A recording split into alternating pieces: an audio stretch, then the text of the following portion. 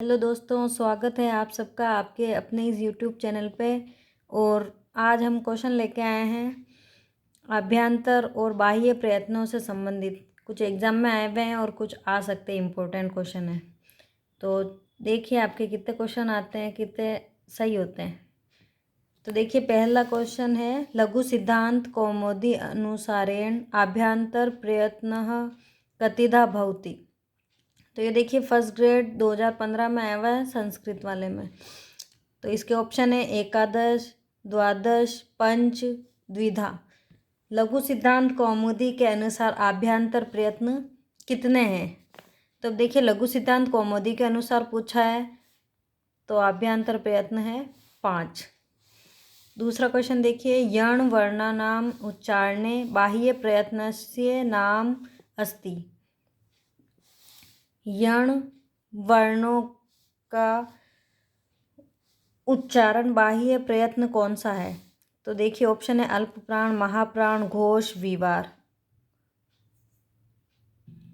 तो देखिए अल्प प्राण भी है इसमें और घोष भी है। अल्प प्राण में भी हमारे यण वर्ण आते हैं, यवरल, और घोष है उसमें भी यण वर्ण आते हैं। तो ये भी फर्स्ट ग्रेड 2015 में आया है, संस्कृत में आया है, इसलिए यहाँ पर ये क्वेश्चन है वो भी संस्कृत में लिखे हुए हैं। और आपका हिंदी संस्कृत जो भी भाषा है रीट के अंतर्गत, तो अगर संस्कृत भाषा के लिए आप ये प्रयत्न पढ़ रहे हैं तो संस्कृत में ही क्वेश्चन आएंगे, इसलिए आपकी संस्कृत वाली भी तैयारी हो जाएगी। इसलिए देखिए प्रश्न इसमें दोनों सही हैं, ठीक है। तो फिर आरपीएससी ने दोनों ऑप्शन सही माने थे। तीसरा क्वेश्चन है, किस विकल्प के सभी वर्ण स्पर्श व्यंजन नहीं हैं?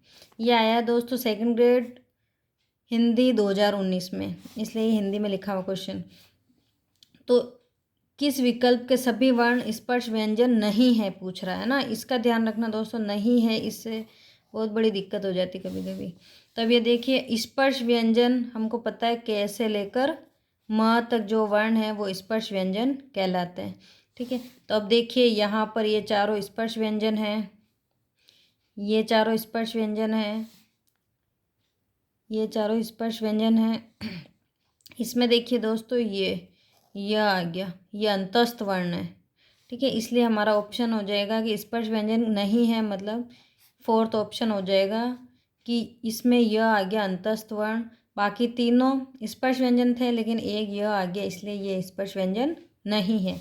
चौथा क्वेश्चन देखिए, आभ्यंतर प्रयत्नानि सन्ति। आभ्यंतर प्रयत्न हैं, यह आया था दोस्तों सेकंड ग्रेड संस्कृत 2018 में। तो आभ्यंतर प्रयत्न कितने ऑप्शन देखिए, 3, 6, 5, 7। तो जैसा कि हम पहले पढ़ चुके हैं कि आभ्यंतर प्रयत्न 5 प्रकार के होते हैं, ठीक है। अब पांचवा क्वेश्चन देखिए, निम्नांकित में महाप्राण वर्ण है। ये सेकंड ग्रेड 2018 में हिंदी में आया हुआ है। निम्नांकित में से महाप्राण वर्ण है, ऑप्शन देखिए र, ल, व, स। तो महाप्राण वर्ण है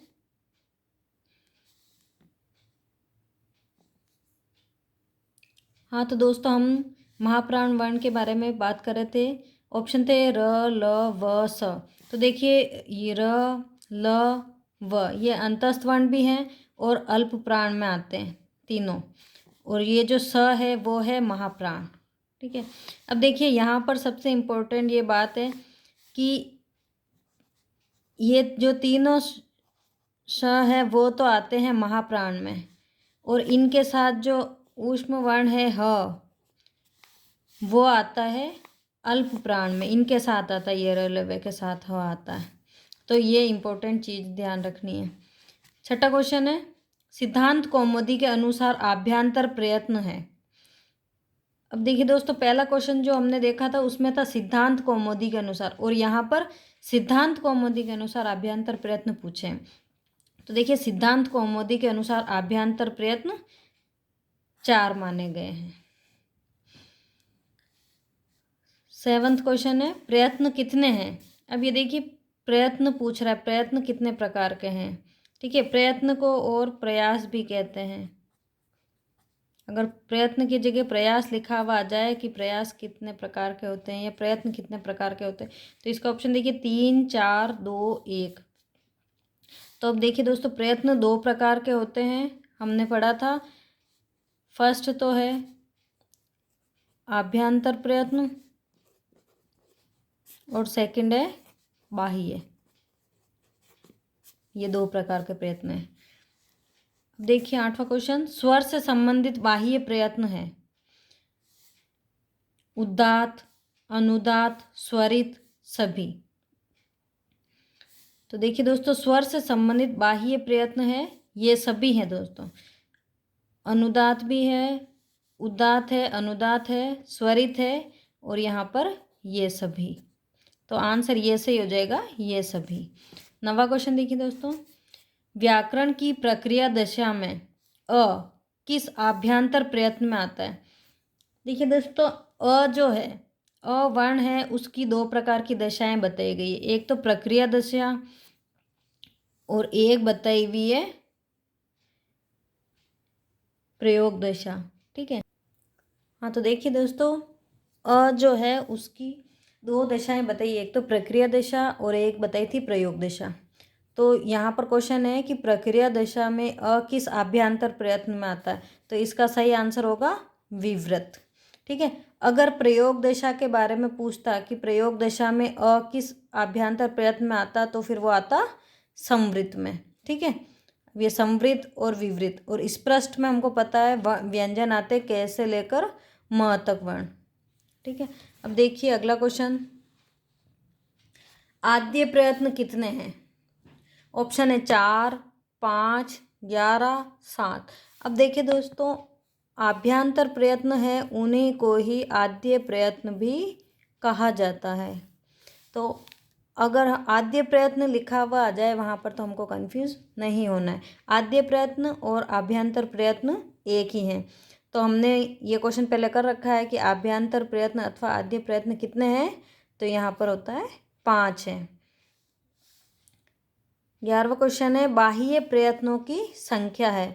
तो देखिए बाह्य प्रयत्न कितने हैं, 7, 9, 12, 11। तो बाह्य प्रयत्न है 11। 12वां क्वेश्चन है, उदित वर्ण है।